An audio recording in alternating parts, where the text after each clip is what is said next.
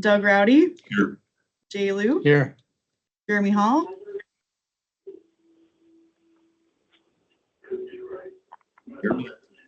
Got unmuted.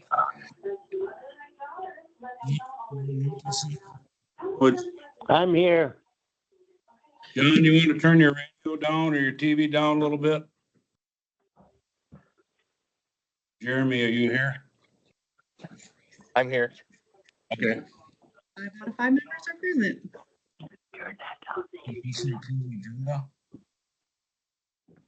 I make a motion to approve the agenda as presented. Second. Motion made. Seconded to approve the agenda. All those in favor signify by saying aye. Aye. Aye. We have any public? Approval. I make a motion Oh, wait a that we minute, wait a approve the minute. minutes of Okay. January 7th. Second. Motion made. We approve the minutes of January 7th.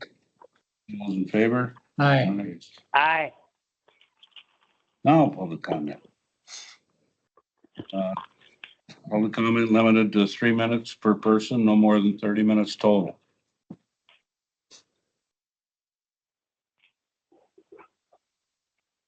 Good. And I'm Nancy Badoon, supervisor for the town of Bone Lake. I've been here several times, requesting that rumble strips be installed on County Road I at the intersection of 48 to help prevent accidents and ensure the public's safety. I have the town of Bone Lake's Board of Directors behind me, and I know there was some concern about the noise that the rumble strips make. So I went door to door to all the homes that are near that intersection and asked them to sign their name and their address if they had no problem with rumble strips being installed. No one objected. The overwhelming majority of people in the town of Bone Lake and near that intersection are in favor of installing rumble strips. So I do have signed signature papers so that you know that there isn't an objection to the noise. Should I give that to the secretary? You're going to clerk. Clerk, yeah. Okay. Thank you for listening.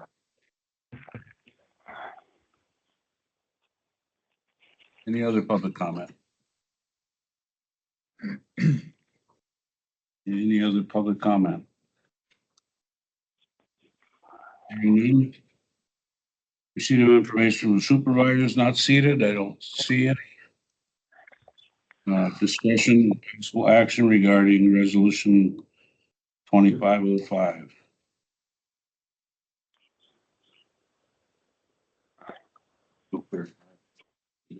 Was it Fair Society? Oh, Fair Society, I'm sorry. Put it out of Could have order. brought my glasses. So, I don't know, you can do it out. could have borrowed yours. Yeah. I'd be blind. Certain days just don't work like it should. Okay, nobody from the Fair Society? All right, now discussion on possible action regarding resolution 05-25. Okay, so I'm here to speak regarding that resolution. That was one that kind of came about from the Clerk of Courts Association and the different counties that are experiencing increasing costs and expenses throughout their court systems. So we're asking, Governor Evers and the legislatures to increase our funding, but it's tough to get blood out of a turnip, so I don't know that it'll happen, but they're trying to do so because some of the counties have a lot of interpreter costs. We are not one of them that has that, but some of them have many different languages and they have a lot of costs for interpreters. And then to increase the amount of revenues that the counties are allowed to retain with regard to fines and forfeitures.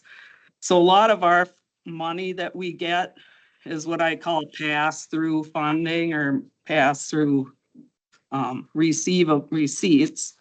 For instance, on a Polk County citation of $213.10, Polk County gets $60 of it and the jail gets $10. So they're trying to swing that so that we get more of the revenues out of that. If we do like a city of St. Croix Falls or any of the other municipalities, Polk County gets nothing and the jail gets $10. So I mean, there's very little that comes back to us on some of that stuff. And on a state of Wisconsin citation, if issued by like a trooper, the jail gets $10 and the county gets pretty much nothing on that either. So a lot of our money that we take in, the revenues we take in go out to the state. So, and the clerks did a legislative day on February 12th and met with a lot of the different senators and representatives. And then our District 10, which is me and a bunch of others in our area, are gonna meet with Romaine Quinn on March 10th. So right now, the circuit court or the counties are responsible for salaries, court commissioners, courtroom security, clerical staffing, training, office supplies, law libraries, jury costs, other operating costs, psychological exams, corp counsel, GAL, and court-appointed attorneys, court security, expert witnesses, interpreters, and technology.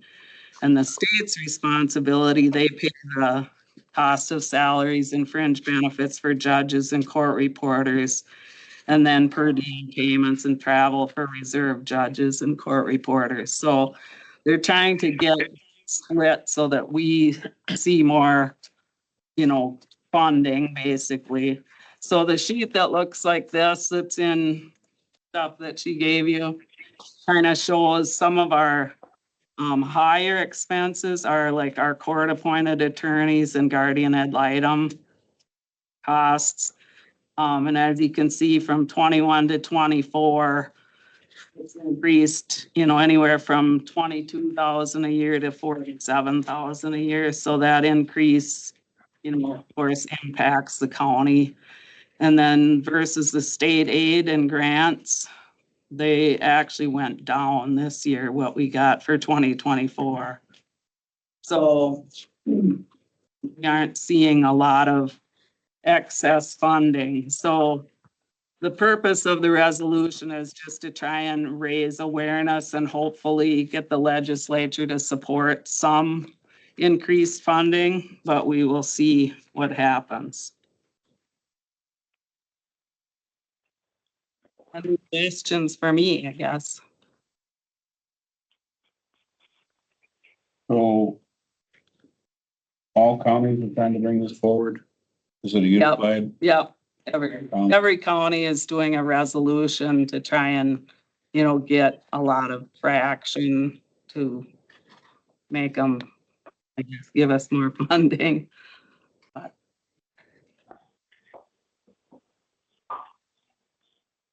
And currently, I guess I'm having trouble, whereas over the last 10 years, the county portion of costs running courts is nearly 6 times greater over the last 10 years. Probably, yeah. Some of the counties, bigger ones, Milwaukee, Waukesha, any of them, Dane, they've run into some tremendous expenses with various, like the interpreter costs, because a lot of different languages in those counties. So that's a big piece of it. And then the court appointed attorney costs, that type of thing.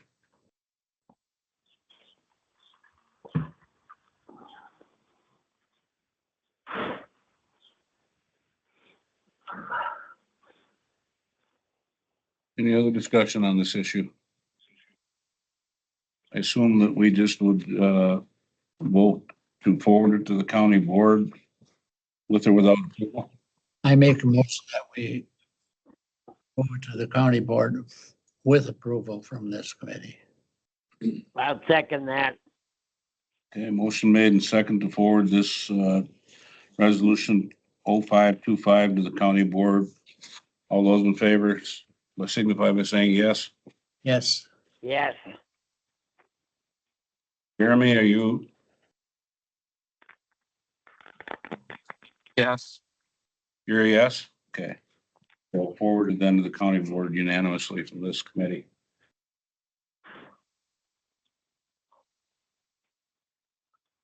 Okay, from CJCC. In February, our first time offender program we didn't hold a class, but we had 8 new referrals. And so then next week, we sent out those letters. We'll be having the class, the in-person class. Our intoxicated driver intervention program, we had 6. Substance diversion, we had 2, 1 new referral, and we did actually have someone just complete after spending over a year with us in that program. Treatment court, our numbers are way down. We're at 7, and we had 1 new referral and 1 termination. But right now with those 7, we have a pretty difficult group, and it's a lot of people in the early stages. So down in numbers, but I think the workload is staying about the same. We're starting MRT, moral recognition therapy, in the jail starting tomorrow. And then once we are accustomed to facilitating that group, we're going to open that up to the community and have a male-only group and a female-only group.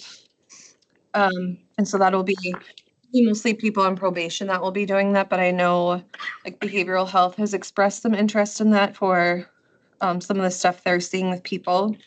And then Judge Tolan, it's his last Friday, this Friday, of running treatment court after over 8 years. So Judge Anderson will be taking over that. So if anyone is interested in coming to court this Friday at 9 a.m., we're trying to get like a decent showing of people, just kind of as thanks for Judge Tolan for giving up his Friday mornings for the last 8 years. So this Friday, excuse me. yeah, this Friday at 9 a.m. in Branch 1. Yeah. So does anyone have any questions? When's the next graduation? We'll hopefully have someone soon entering stage 4, but we don't have anyone set to graduate for at least probably another 4 or 5 months. So we just had like a unusual amount of graduations in 2024, and Okay. that'll be back down to probably like twice a year we'll have graduation. So Yeah. Any questions at all? Okay, thank you very much. Public Works update.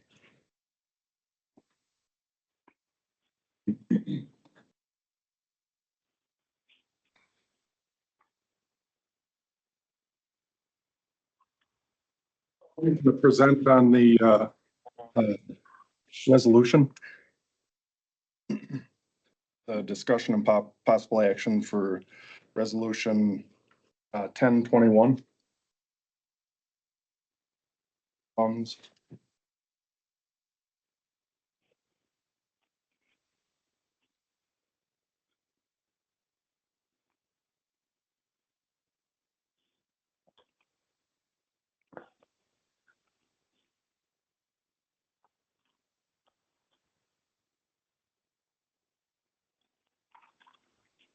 Right, so I've got some information up on the slides here for the Lime Quarry Funds, also known as the P-TAG. So Rod, Mo, and myself have been talking about these different projects, and so up on the board right now is a list of the original 13 projects that were identified in the Trail Network Plan that was put together by the P-TAG, Park and Trail Advisory Group. So that's the original set, just for a reminder for everybody, and as you can see up there, we had anything from ATV trails, snowmobile trail projects, bike projects, walking trail, cross-country skiing, and equestrian. Next slide. And that updates it. The ones highlighted in red, those are projects that we have completed. So those are completely done. And you can see on the right-hand side, those are the funds remaining for all the different projects. So you'll see a couple in parentheses. Those are where we went over the projected budget in those particular projects. And then the second one down, you'll see an asterisk there, the ATV intensive use area. We actually got grant funding from the DNR for that. So right now, based on this, we've spent just about $230,000 on that project, which is currently coming out of this fund. However, we did get a $317,000 grant from the DNR. So when we get that reimbursement, that'll come back into the PTAG fund. But you can see we have several projects highlighted here in red that we have completed and many more. Most of the others are in some state of progress. So in discussing these funds, the original resolution allocated that money. So originally it was just under 1.5 million. And we have about 725,000 after that grant reimbursements goes back into it, remaining of that original budget. The original resolution designated those funds to be used for the development of new trails in Polk County. So if you recall that list that we had up there, those 13 projects, those are for all new trail establishments. And what we're looking for is seeing if we can amend the resolution to reallocate or just change the language in there so that we can expand the scope. Include improvements to parks, trails, and recreation facilities that'll give us the flexibility to address all of our outdoor recreation needs rather than focusing solely on creating new trails. And if you'll recall, over the past year, we worked on updating our comprehensive outdoor recreation plan. So that is good for the next 5 years. That allows us to apply for grants, but that also took a look at all of our facilities and our outdoor recreation needs. That also took into account that trail network plan that was put together by PTAG. So what we're proposing is taking the remaining funds, so that approximately 725,000, allocating that into a park and trail improvement fund that could be used to fund projects that are identified in that outdoor recreation plan. And it should be noted that that outdoor recreation plan that was just completed and approved by the board is a current look at all of our parks, trails, and recreation needs. Go to the next slide. Right here I did is I just took a sample of some of those potential projects that are identified in the outdoor recreation plan, many of which are also projects that are carrying over from PTAG or that trail network plan. So for instance, Riddler's Mill Park, do some development projects there. Summers Lake Recreation Area that needs some sign updates. Replacing the Apple River restrooms in a modern facility. Redevelopment of Atlas Park. Placement of stairs to the lower park area at Blackbrook Park. The D.D. Algren connection that was identified in the trail network plan as well, providing a connection between those park areas. Doing some playground equipment upgrades at Lotus Lake. Enhancement to state trail facilities. We've done some of that already with some of the PTAG money. Development of the Sterling ATV campground. Signage for the Balsam Branch Trail System for cross-country skiing and snowshoeing. Then expanding Apple River Campground. And these are just a sample of some. I tried to cover the whole gamut from different parks, different properties to provide the examples. But like I mentioned in the outdoor recreation plan, we took a look at all of our county-owned and operated facilities and where our current needs are there. If we're able to amend this resolution, that would allow us to take some of those funds and start applying them to some of these other projects rather than right now it's just focused solely on trail development. As you recall, Mr. Chair, this was discussed during the budget process last year as one of our mechanisms to reutilize these funds, comprehensive plans with our parks and trails network versus just new trails. So this help us fund these projects with that. So at this point, we'd be looking for a motion for the committee to direct myself to amend the current resolution 1021 to incorporate the language that was discussed to be able to do these other projects.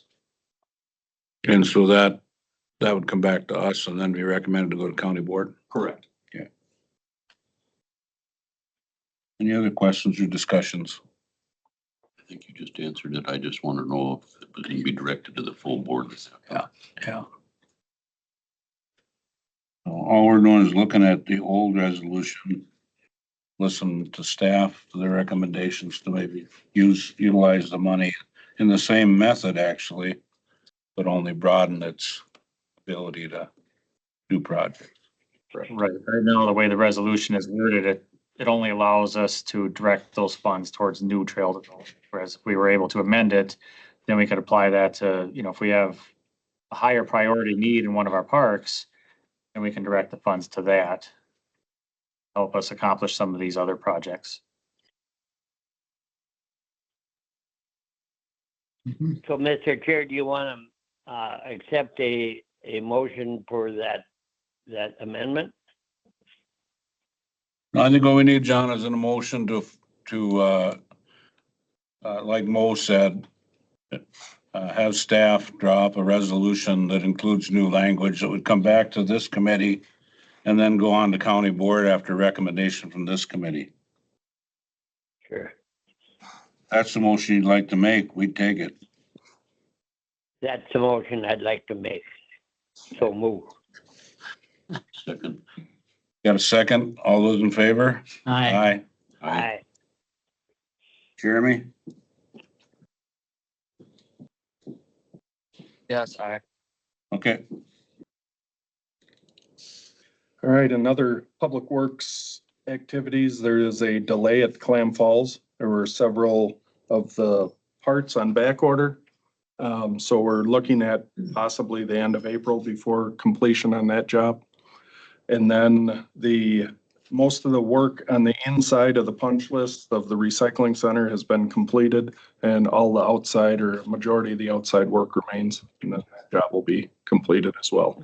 So I'm hoping that in May sometime that we can wrap that one up as well. That's all we have. Mr. Chair, can you bring me up to date on the Atlas Dam? Where's the county at on that? The Atlas Dam, we're still waiting on the DNR and Cedar Corps to be on the same page of when that one can go out for bids for repairs. Is there a timetable No, or deadline or? after I spoke with Cedar Corps, they're hoping any day that they'd be able to have everything wrapped up and put out. And the D.D. Kennedy Walking Bridge has been put out for bids also. So that has been taken care of by Cedar Corps as well. Thank you. I think Cedar Corps is doing a pretty good job. Seems to Any be. update on the fairground project? The grandstand project? I can have Mo kind of give us a quick update on that, with the dates and stuff that are coming up on that. I was supposed to Thank you. with Andy Chartrand 2 weeks ago, and he had some stuff come up and couldn't make it. And so we're gonna be rescheduling that. But Cedar Corps is also working on that one, and they are gonna be getting ready to, they're putting everything together to put that out for bid once us at the county and the Fair Society agree on all the verbiage and everything we want in that RFP.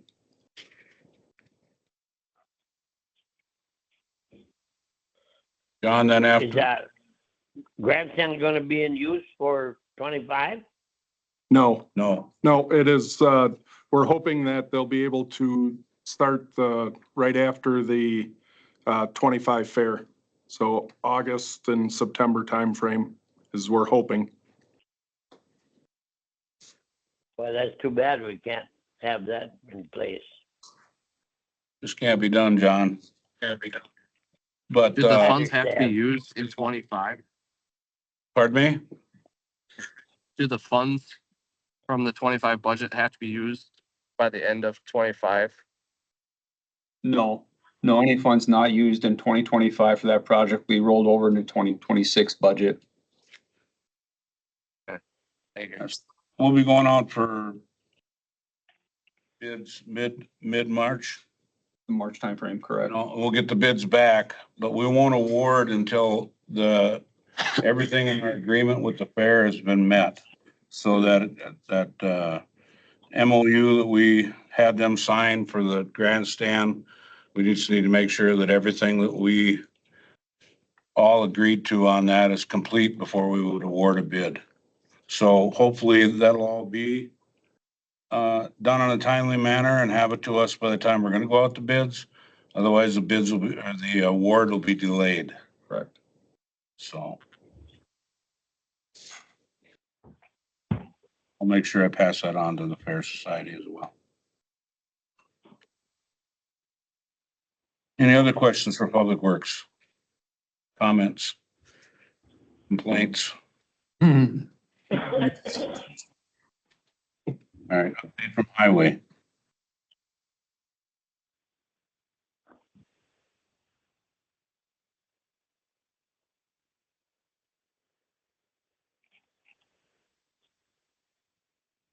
Quick highway update, pretty much business as usual.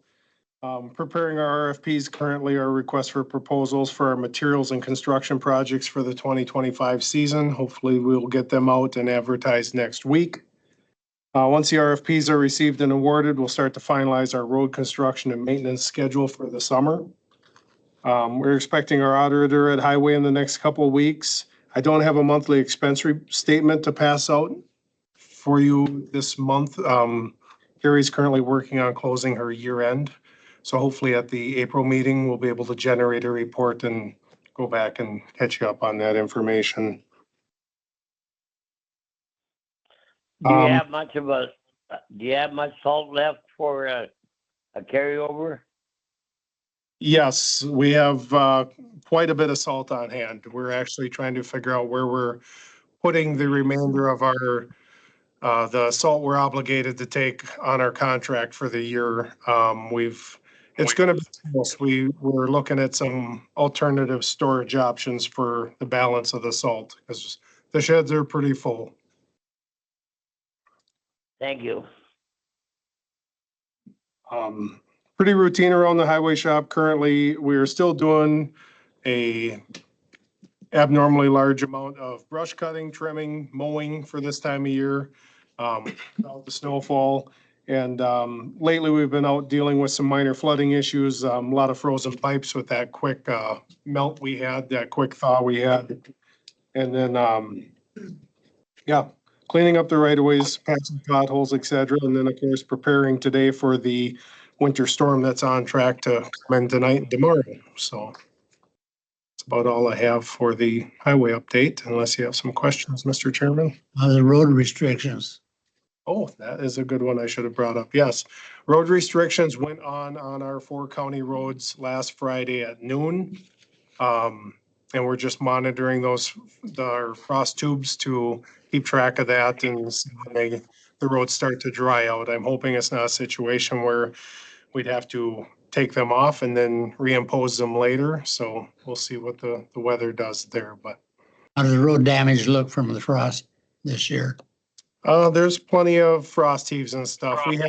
We had a good amount of frost this year without the snow cover, and we still had some cold weather. So there's some frost heaves that normally rear their head that are as bad as ever. And yeah, the roads have taken some abuse from it.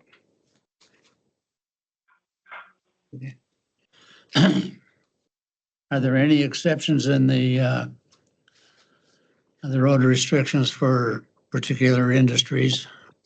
Yes, sewage haulers and milk haulers hauling bulk milk products, whey products, and propane, they're allowed a small exemption over the 6-ton axle, 6-ton per axle limit for postings.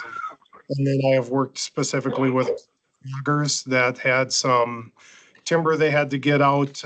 We do some special permits for them where we allow them early AM hours till like 10 AM to move a few loads out to get them off their landing site, or to move equipment in and out of a site that they could get stuck at that site until the road restrictions come off. So I've worked with a couple of loggers, particularly on some special temporary permits for that.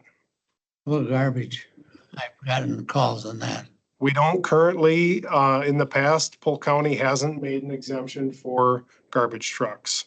I've had several conversations with people on that Right. too. Knew you had. I think it's important to understand there's only a few county roads that are posted. Yeah, 4 in You the know, county. waste haulers should be able to manage their, And that's been my response, Mr. Chairman, to them is to please adjust your route and your loads accordingly to mitigate the damage on our roads during this critical time of year when the garbage trucks increasingly get heavier and bigger. So, and they're usually supported just on a tandem axle chassis. So they carry a lot of weight on them. Right.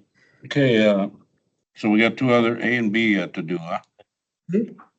A and B to do on the agenda, discussion, possible action on the resolution 0825, Yes, this, zone safety week. would you like me to speak to that quick, Sure. Mr. Chair? Yep. I didn't. So this is something we normally do annually when the federal administration, highway administration declares the National Work Zone Safety Awareness Week. And then we try to mirror that. We're trying to get ahead of it a little bit this year, doing it earlier so the resolution could be approved before possibly the week started. And it's just a week to recognize work zone safety awareness for the traveling public and summer season's coming up with all the construction maintenance activities. And it's just to make people aware of the move over, slow down laws, WISDOT and the Federal Highway Association. WISDOT's been pretty good the last few years about putting out PSAs regarding work zone safety and stuff in the springtime to try to educate the public and get them thinking about the move over, slow down laws that are out there because we see it every day out there. And, you know, with the help of the law enforcement in Polk County, helping us out with our work zone sometimes, that's greatly appreciated, but the traffic is still moving at a high rate of speed. They're not moving over, they're not slowing down. And it's just very dangerous for our employees that are out there every single day. They want to return home at the end of the day. And so any awareness, any public awareness campaign that promotes work zone safety is great by highway. And just some numbers, I updated these recently off of the state and the federal website. In a typical year, there are over 37,000 work zone injuries nationwide. In the past 5 years, Wisconsin work zones have averaged approximately 2,136 accidents, including 64 deaths and 3,801 injuries in those work zones. So the resolution is just to promote the work zone safety awareness for the state and for our county especially. Do you have any state statistics for 24 yet? As far as number of accidents and hopefully no fatalities? Not on the work zone numbers. I believe we were at 8 fatalities in the county last year. Is that correct, Sheriff? Yeah, I don't have I just have the average work zone numbers for the last 5 years, Supervisor Bonaprise. That's sufficient. Thank you much. Appreciate you being on board on that. You want to guess- entertain a motion Yeah, at I this time? would love to.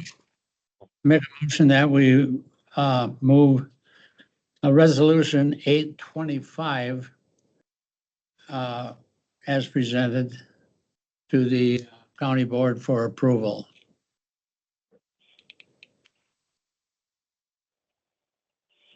I'll second. Okay.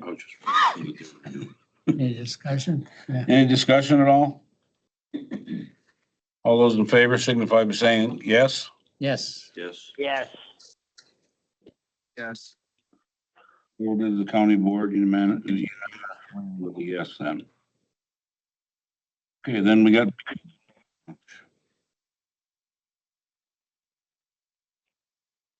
on the rumble strips on County Road I and State Highway 48. At our last committee meeting, I presented a PowerPoint updating you guys on that intersection. The site distance is available, the recommendations of the state thus far in this process. My recommendation, I believe, at the time. And I don't know, do we have any more questions on the rumble strips? I did bring it to the Traffic Safety Commission meeting last month at the Sheriff's Department. We met there.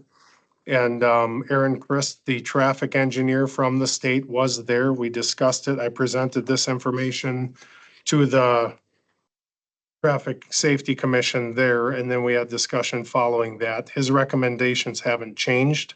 I passed out an email response from him that was sent to me with his current recommendations, just as an update for you in writing. The signs there are currently already oversized and we have dual stop signs. So our recommendation we asked them about placing 48-inch stop signs there. And at this time, they do not want to do that. And they recommended flagging the stop ahead signs, which, as you know, Highway Proactively, we put out those new spinning reflective devices on the stop ahead signs on both sides of the intersection. The state currently is not a big fan of those, and they'd like to see us put the orange flags up on those. That was their recommendation for the intersection, based on the accident data for that intersection over the past 21 years. I believe 21 years was how far we were able to go back in the community maps program and track those accidents and fatalities at that intersection. I see, they want to install reflective sheeting strips on, the posts. Yes, Mr. Chairman, and as I presented last month, we have already bought and secured that to those posts. So we have reflective sheeting on those posts at the intersection on both north and south side of State Highway 48 on our county road. I see, Spin alerts on the top that are the wind activated spinning reflective devices to get people's attention. and are they on the stop aheads? You're gonna put the flags on the stop aheads? They want the flags on the stop aheads. And then when you get to the stop sign, it's a 36-inch sign with reflectivity on the post, and then a spinner or no spinner? Not on the spinner. didn't think Without they'd allow won't let us them. put the spinner on the stop sign. They weren't particularly favorable of having them on the stop aheads either. We did install them on the stop aheads just as a extra precaution and to try them to see what, how well they work, because we hadn't utilized them. I'm not familiar with what you mean by spinner.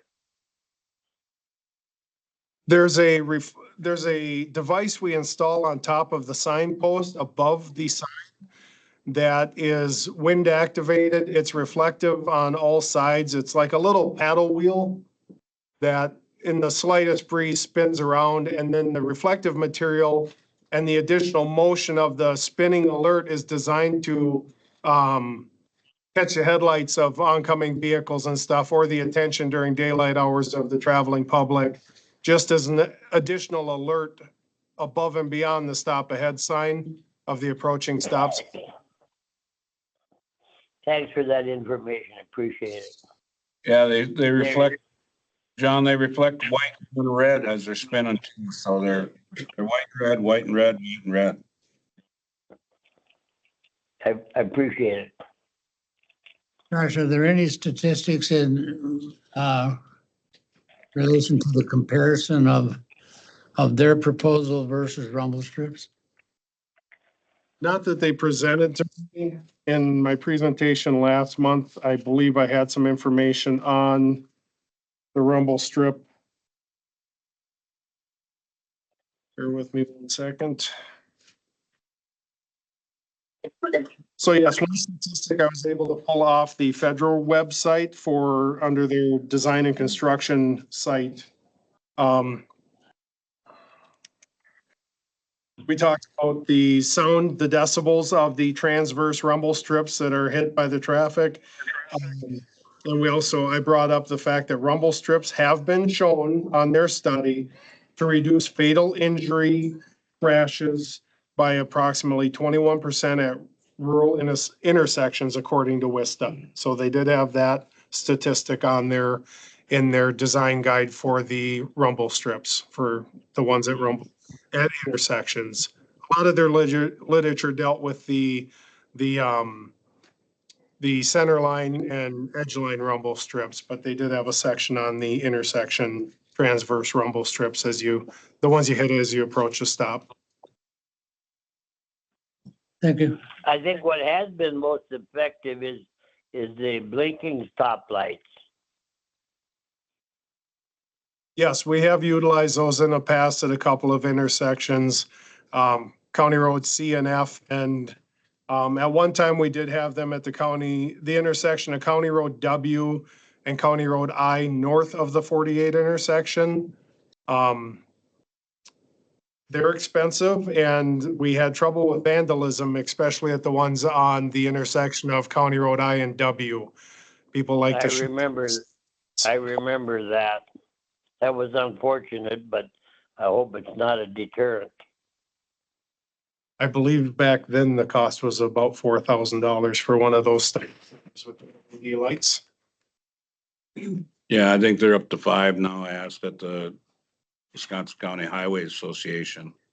They don't look any more bulletproof than they did before. I mean, so you get somebody to take a shotgun or a baseball bat after them, $5,000 a pop, Unfortunately, it does happen. Yeah, the ones that I were replaced then with 48-inch hard signs Okay. due to the ongoing. Bigger target. I was just waiting for you. I just would like to bring to everyone's attention that Supervisor Badoon done quite a bit of work on this, and it shows the feeling of the citizens in Bone Lake area, Luck area, and so much how they're in favor of these rumble strips. And also now she has come back with her survey on decibels and the local people that live on those corners with no concern. And I'd also like to say on a personal note, we were shopping and have for a long time shopped in Rice Lake. And if you take the side road home, which we do all the time, you turn at the golf course and then you're going to head for 25. Evidently, there was a bad accident there because on the town road, they have 4-way stop. They have the stop signs marked. They have the spinners. They've got the whole works, but they also put in rumble strips. Then when you leave that stop sign, you come to 25, they have rumble strips. Then when you leave that, turn right and you're heading 48. When you get to 48, there's rumble strips. And I know there's rumble strips in the county and there's rumble strips all over. I just would like to, at this time, maybe, I don't know if it's the right time, make a motion to see where we can go with this, with rumble strips on that corner. How would you proceed, seeing what I don't know how yet. we go ahead and see? I don't know. Oh, I'm asking, I guess. We need. I guess we need a second before we can discuss it. Then I'll give. I'll make a second on that. Okay. Motion made and second to bring it to the floor for discussion. Is that a? That's what it You would be. start. Okay. All those in favor? Say Aye. Aye. Aye.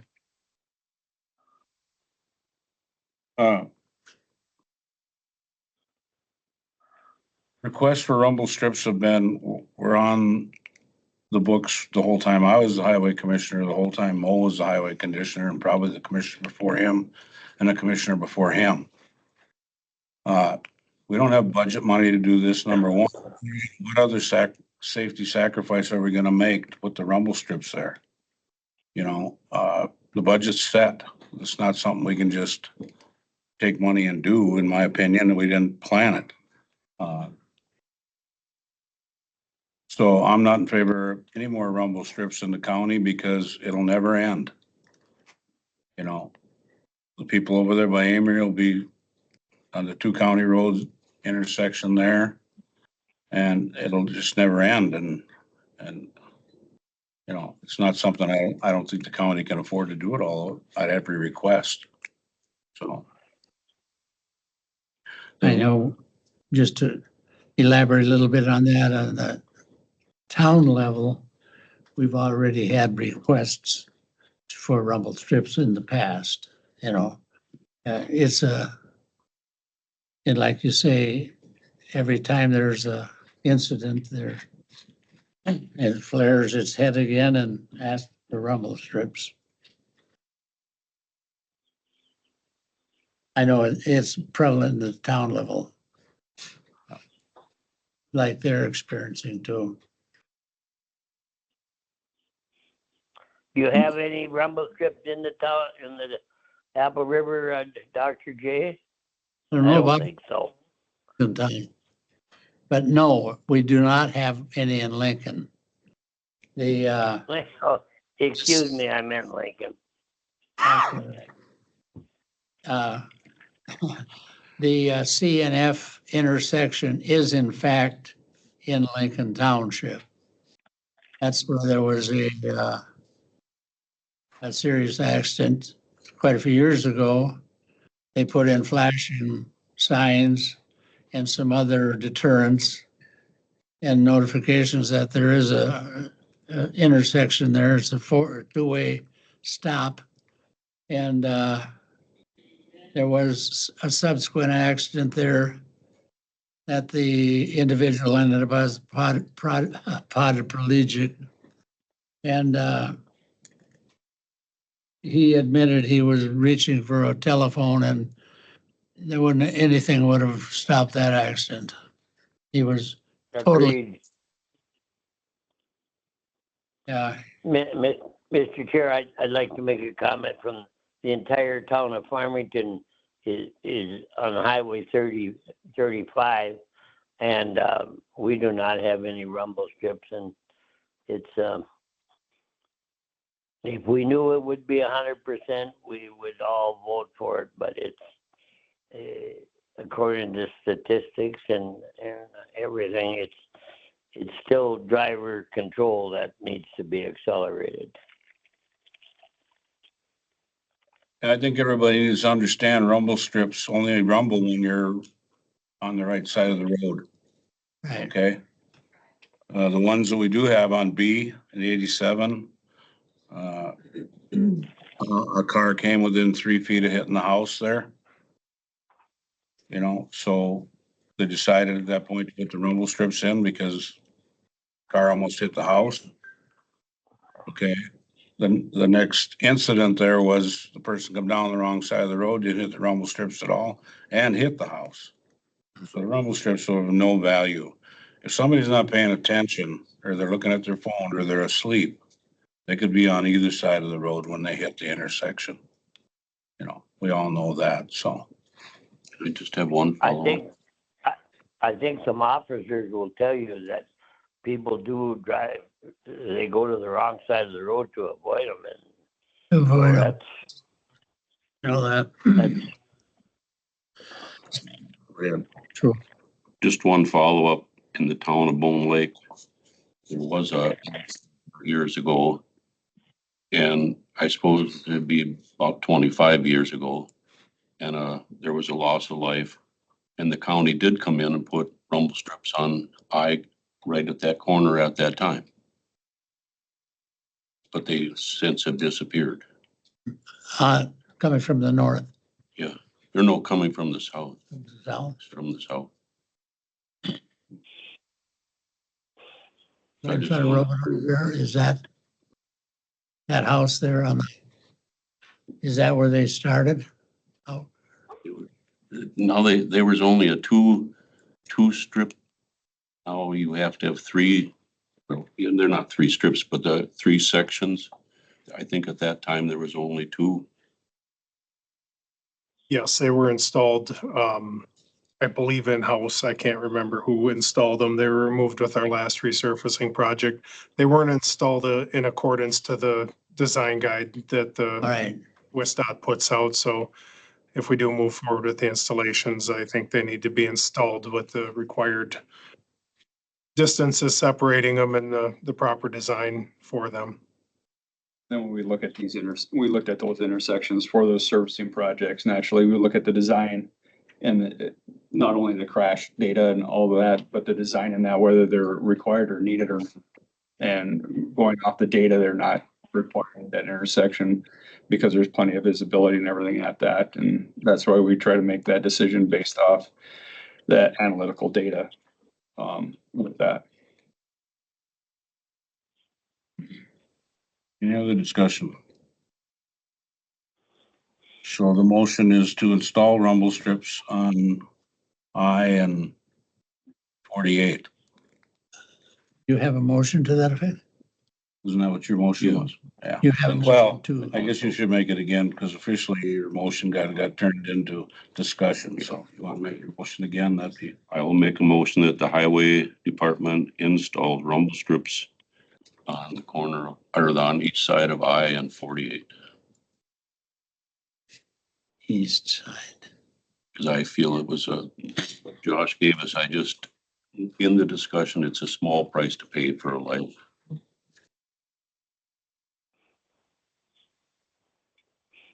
there's a second to his motion. Once again, is there a second to his motion?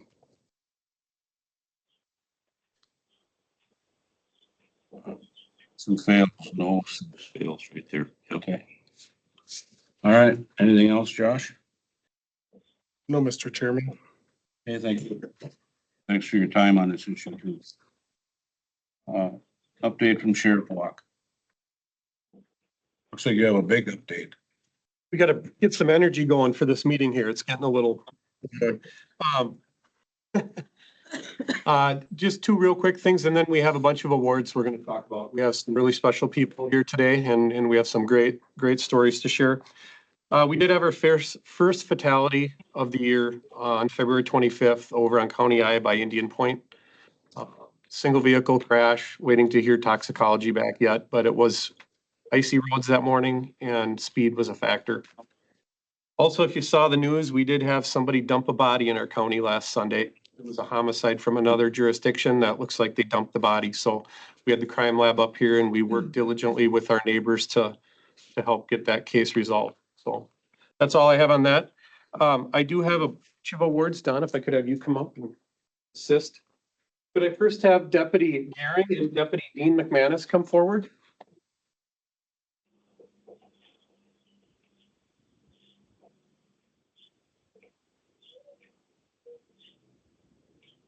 Stand over here.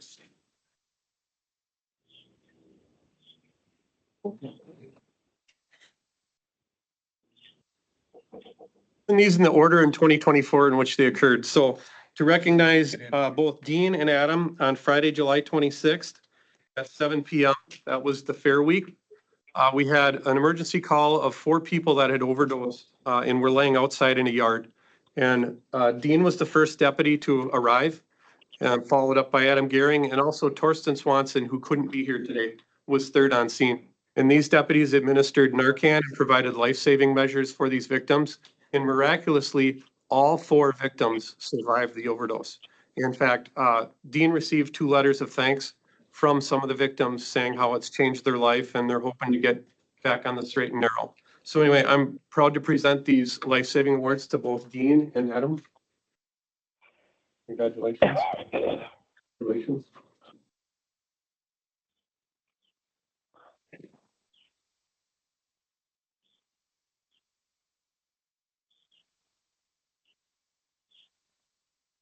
If I could have Deputy David Franco Vincent come.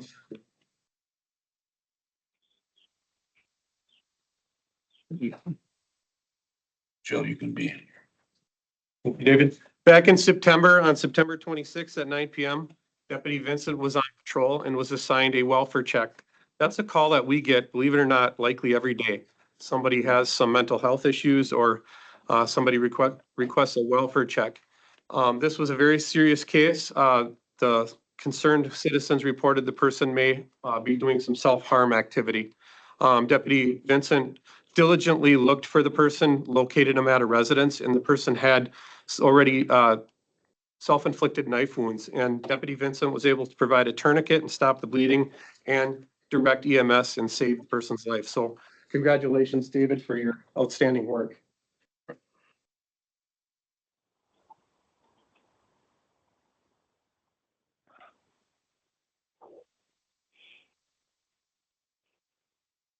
This next award is a award we don't give a whole lot of times, but Alec Adams, could you come forward, please? Back on December 9th, Alex happened just to be driving around Polk County in his vehicle and discovered a house on fire, and the house was occupied. Alec, as you know, is also the fire chief of Apple River Fire. But Alec is one of those go-to citizens that is always vigilant, always looking for problems, and he discovered a house on fire, was able to call our dispatch, alert the people that were in the house that it was on fire. And for his outstanding citizenship, and I've been on calls with Alec where, like during our tornadoes, he was out driving the payloader around. So Alec is always one of those really dependable citizens that goes above and beyond. So I want to recognize his with an award of excellence for him.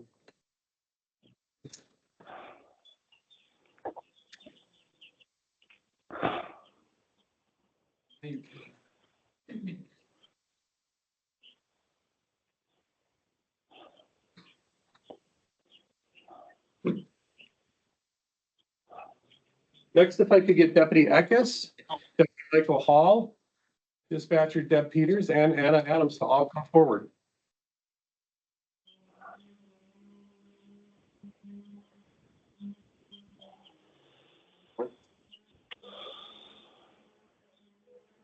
This next case is extremely special. In fact, we have the family of our newest dispatcher, one of our newest dispatchers, Jason Lindgren and his wife Angie here today, along with their kids and family. Their New Year's wasn't like most New Year's. Early in the hours of January 1st, just after midnight, Jason had to call 911 to report his wife had just suffered a medical incident. And unfortunately, it was a full cardiac arrest. And as you know, we have a huge county here, almost 1,000 square miles. And Deputy Eckes just happened to be a couple minutes away. He responded and immediately provided life-saving measures. Deputy Hall was shortly thereafter, and he was able to bring an AED defibrillator in. And I think they administered 3 shocks, if I'm not mistaken on this. And we have Angie here as proof of how these life-saving measures happen. So this is very special. In addition, communications officers, Deb Peters and Anna Adams, went above and beyond. This is one of our own that's calling 911. So they had to be on the spot with this call and show great teamwork. So for the life-saving efforts of Josh Eckes, I have a life-saving award for him.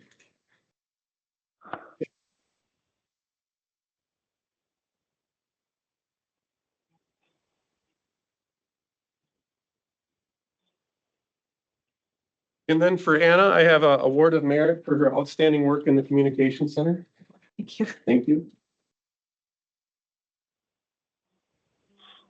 And Deb Peters for her outstanding work and teamwork in the dispatch center.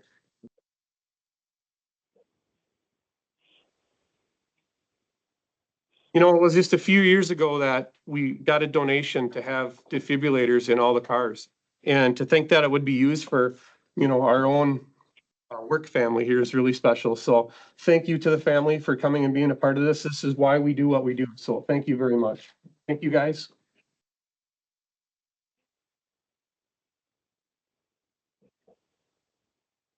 Just want to point out too that those defibrillators came from Franson Bank and Lake CMS. They helped us get them for every squad car and wrecked vehicle we have, so.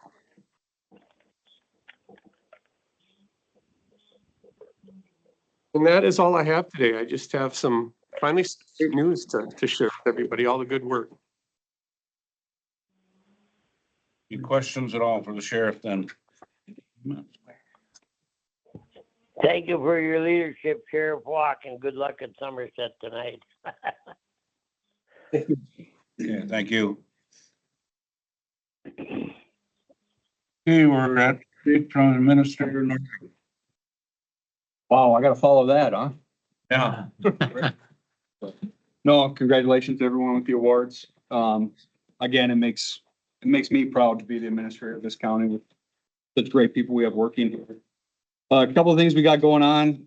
Sales tax for January was came in very high at 87% above 2024. Into February, we're still running a surplus of that. But however, February sales tax is down 30% from last year. So we're still trying to monitor those things. We continue to watch the executive orders as they come out of Washington and how that's going to deal with our funds coming in. With that, we instituted a slowdown on the hiring process for open positions of 3 months to look and evaluate the need of those positions. We're doing budget modeling right now to see what our long-term outlook's going to look for debt service and keeping our levy stable for our taxpayers. One of the big ones we're watching is Medicaid naturally. Medicaid, 1 in 3 children in Wisconsin is insured by Medicaid. 1 in 6 adults are insured by Medicaid, so we're really watching those and what those programs are going to do right now. With that, we're also working on updating our financial policy to we'll go to general government on procurement and changing our limits a little bit with that, with the directors. And right now, as always, we're working on the 2026 budget as we're looking forward to it. That's all I have, Mr. Chair. Questions or comments for the administrator? Budgeted positions, like the 3 deputies, are remaining in the budget, then they'll be hired. They are remaining in the budget. We're gonna talk a little bit of CIP here in a little bit, just to give you an idea of what we're looking at for 2026 with the departments. One of the keys with that, again, will come forward again with the recycling fee, which will be instrumental in those, maintaining positions. Okay. The levy. Okay, anything else for the, anybody else? Is our highway and our jail situation at full staff, Mr. Chair? There's one opening at highway.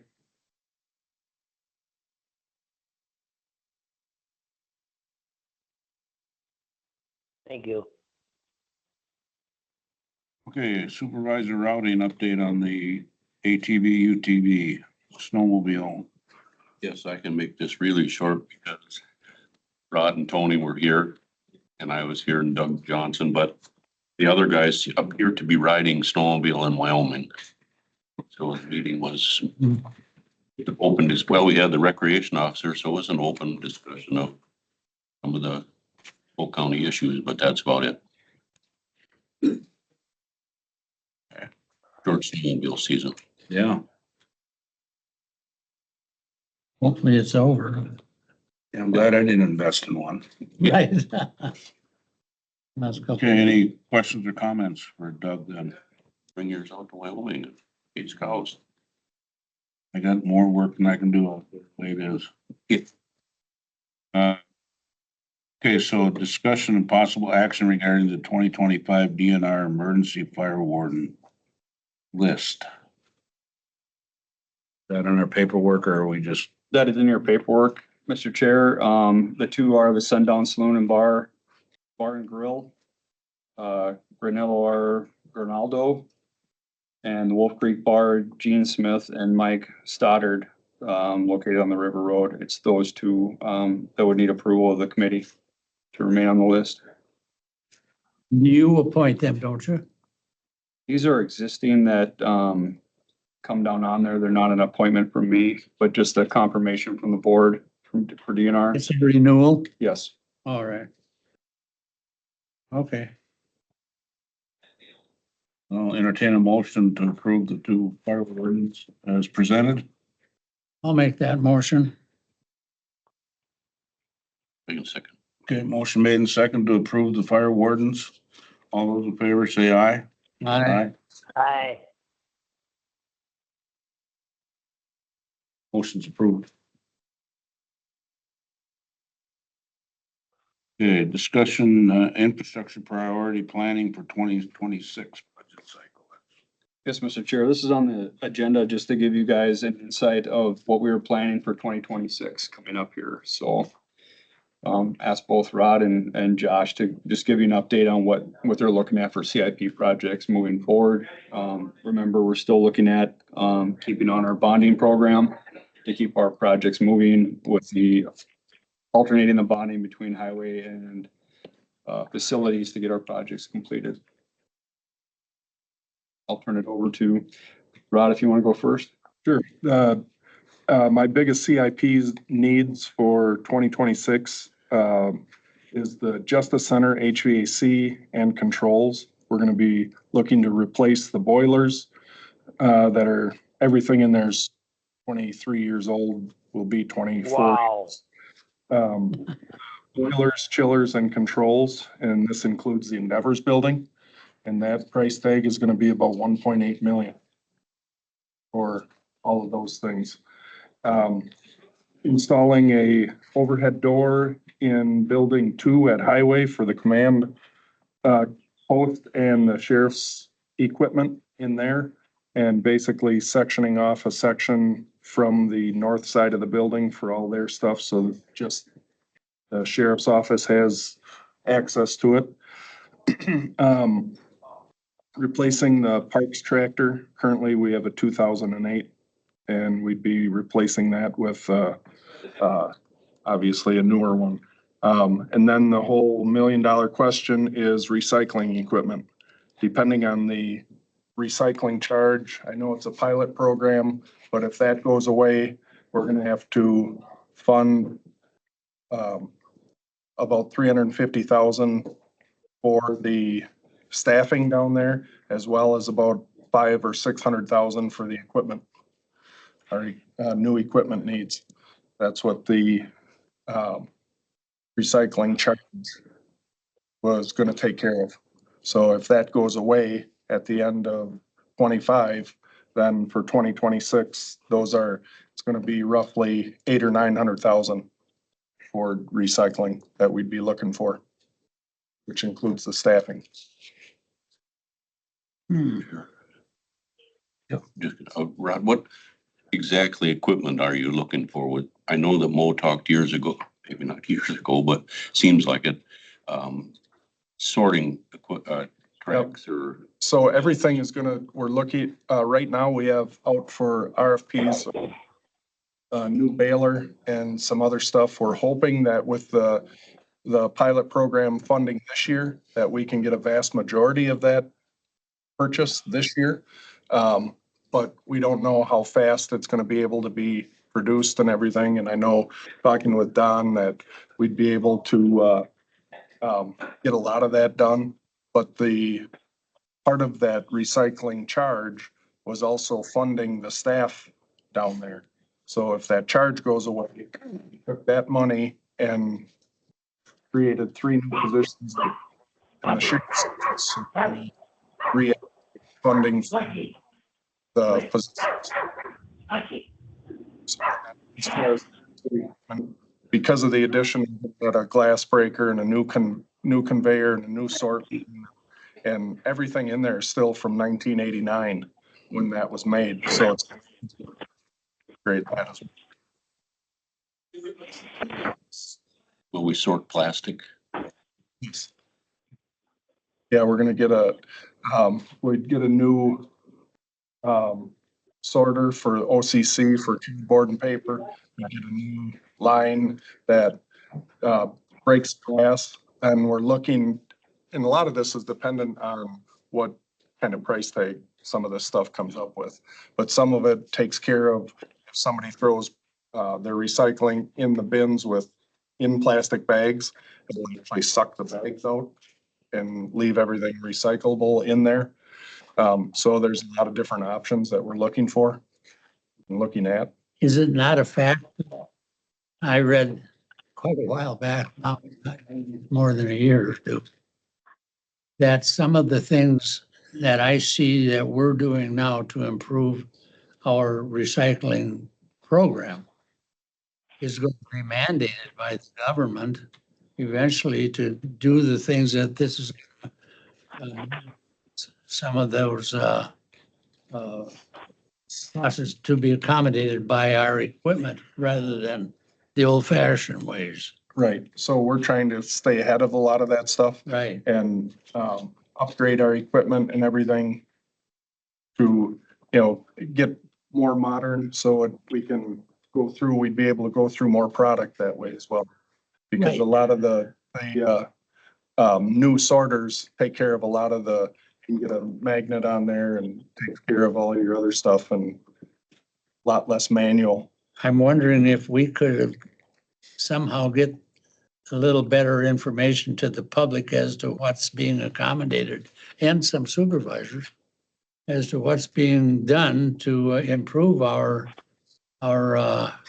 process with the equipment that we're obtaining now, to alleviate some of the calls and questions that I'm getting, and I'm sure other people are also, as to why we're spending so much money in the program.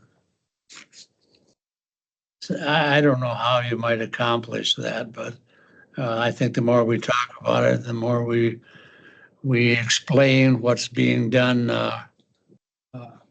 helps alleviate the overwhelming amount of some questions and criticisms that I've been hearing. Yeah, we can get some more information for you. Yeah, I think, going forward with this, budget process, I think it's important that everybody knows what happens if we don't keep the program in. So what I would be looking for is, okay, we did the program, this is where we're at. We could buy this with that. Okay, now we need to continue our expansion because we have the room to bring the product in. Now we have to do this, this, and this, and it costs this much. And if we don't continue the program, the money will come out of levy or fund balance. Correct. Let's face the physics here. Right. Okay, everybody don't want to touch the fund balance, but I mean, if we don't have the program, we will have to, correct me if I'm wrong, Don, I mean, No, yes, no? Fund balance or levy. Yeah, that's the only two places, so, if Right. if the board discontinues the program, it's gonna cost the same, okay? It's still gonna cost, the same, so, my family paid 6, okay? We're not complaining. We had 6 charges, okay? Really? Yeah. We Got a had big family. 3 business buildings in Milltown, the daycare house, the farm, the house they live in. No, 7 with mine. 7 charges in our family. Cell phone. Nobody's complaining because my family's always used it, Yeah. because the business produced a fair amount of cardboard and they took them over there. Now they have their own cardboard container.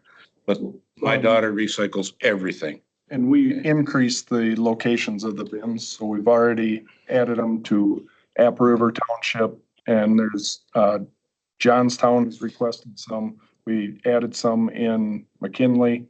We added some up in Atlas, and we did move those, if you notice. Right away, yeah. And all of them are very well received. The only one that hasn't been is, in Apple River, because it was behind the bins were put behind the fire station there. Yeah. And I don't think people realize that they could use those. So we're getting a sign made that says public recycling bins with an arrow to go back there. But all of them have been very well received. So we're already supplying more bin locations and, doing a lot more hauling.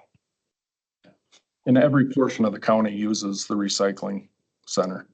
They may not physically drive to it, but they use it in one. And I do keep an ongoing file of data on the recycling fee. If I get calls on that, so a running tally of those. I haven't received a lot on that I particular. received 3 with that, but it is crucial for funding for the levy to make sure we can redirect those dollars to staffing what we added those full-time positions. Yeah. Mr. Chair, can I ask a clarification? You go right ahead, John. Yeah, at November, when our proposal came out that this was going to be self-funded, on the assessment. I made a report to the town of Farmington as to that the whole thing was, according to the assessment plan, that this was going to be cost-free to the taxpayers. Now, am I wrong? I'm really confused on this, and that's not unusual. It was a $35 special fee on all improved properties for designation of 1, 2, and 3, with the exemption of ag and number 7. It was $34 per parcel, $35 per parcel on an improved parcel. And isn't that going to be self-funded? If that is all in place, it's supposed to be. Yes. That fee or that charge stays in place and is not a pilot program, then the entire recycling program is self-funded. And it is important to note of what the administrator just said, that, anything zoned ag did not get a charge. So there was some confusion there that some people thought that farmers that had an 80 here and a 120 here were going to get that charge. There were not any zoned ag that received that charge. I didn't bring that paperwork. It was approximately out of 42,000 parcels. It was, maybe I have my numbers too high. Half the parcels were assessed in Polk County. The other half that were ag and other were exempt. So it was approximately half the parcels. I hope that all the town boards in our county are able to explain that, or get some help explaining it to the taxpayers. We should probably have representation at the Towns Association meeting for that, John. We'll talk about that internally. Yeah, that would be that'd be a good idea.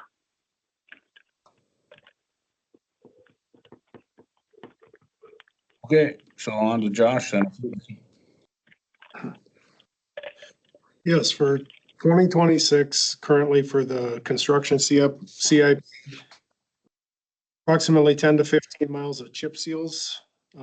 Roads to be determined yet, roughly $330,000 in chip seals. We have County Road I-8 that has some of our CHI-S funding attached to that one, $394,136 of funding attached to that one for that project. We have that little W 4.1 stub, so County Road W right out of Frederick. That little bit of W that goes in the village there has really gotten rough, and there's some drainage issues there. That one is in the plans for 2026. I discussed with Mo earlier, it looks like we're gonna shift G3 down to 27 and do the second half of E3. So the funding that was approved in the 2025 budget for E, that you guys approved, the 575,000, that will do approximately half of that segment of road. So we're going to try to do that part 2 of that road in 2026. And then we had to shift County Road Double C, the short segment of Double C1, 1.81 miles. That got shifted from 24 due to lack of funds.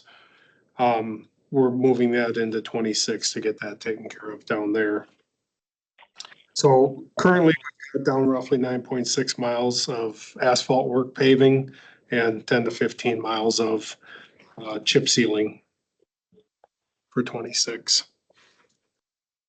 And then on the equipment side of things, with the huge increase we've been seeing on the winter maintenance, the snowplow trucks, we have dropped that. We were, years ago trying to get a couple every year. In 2018, 2019, when you could still get one for $240, 240,000 set up and delivered. Now our last couple have come in closer to 370,000. Mhm. So we've adjusted that down to one plow truck, approximately 375,000 for a plow truck. A new shop truck. We've been running ours since I would guess around 2007, 8, when we bought that. Then we had the motor put in it because we bought it with very high miles. But it used, So within a couple of years of buying it, we had to put a remanufactured motor in it to keep her on the road. So we'd be looking to possibly get a new shop truck in 2026. So that's the one that goes out on the service calls, changes tires, has the impact wrenches and all that on board. Need to replace one of our earliest flagging vans, the white vans we have with the message boards that the flaggers utilize on our projects. A foreman truck, possibly a power broom, and one crew truck for equipment for 2026. Mhm.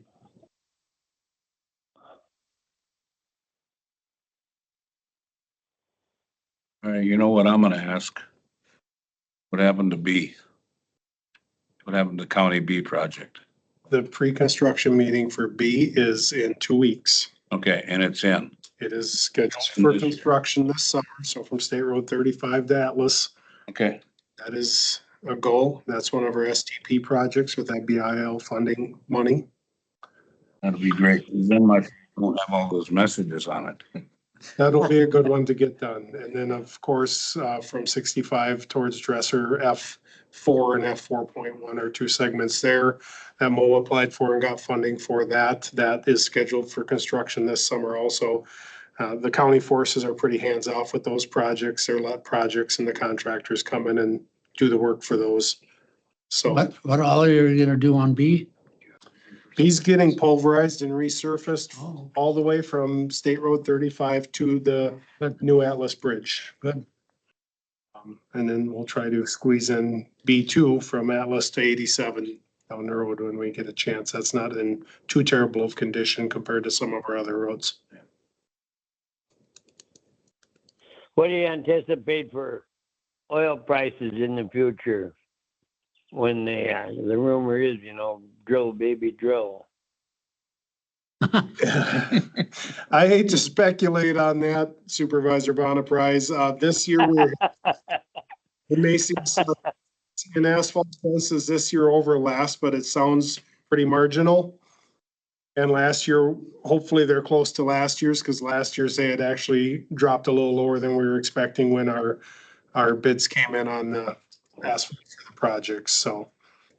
Yes, it did. Joe.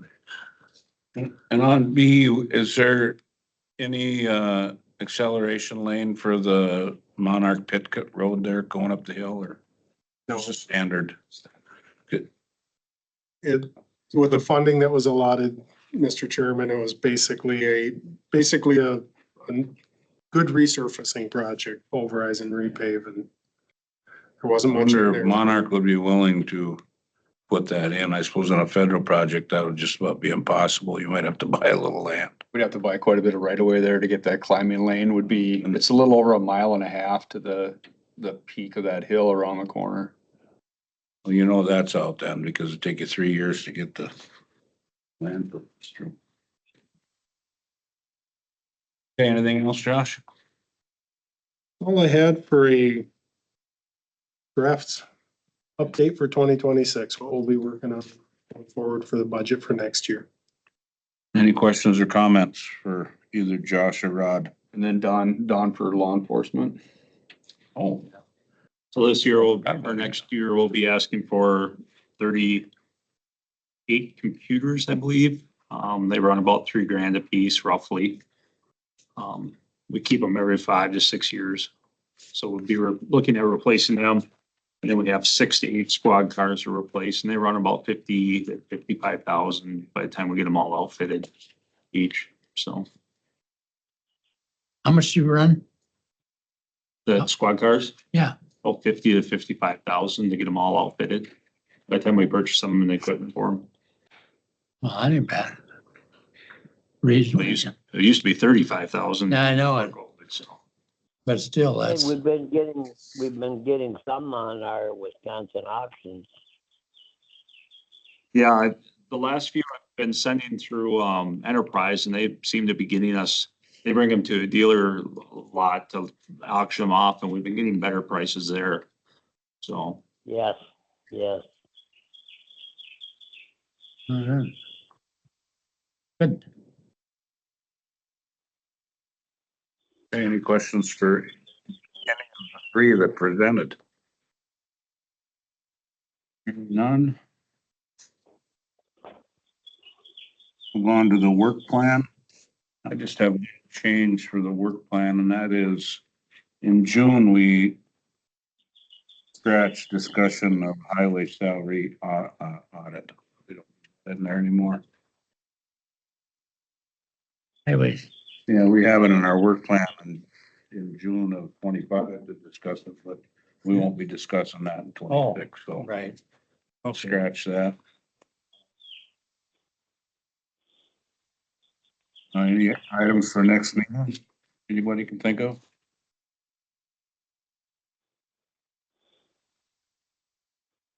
Hearing none, we'll entertain a motion to adjourn. I so move. Motion made and second to adjourn. All those in favor, say aye. Aye. Aye. Aye. Good job, everybody. You too, Johnny. Thank you.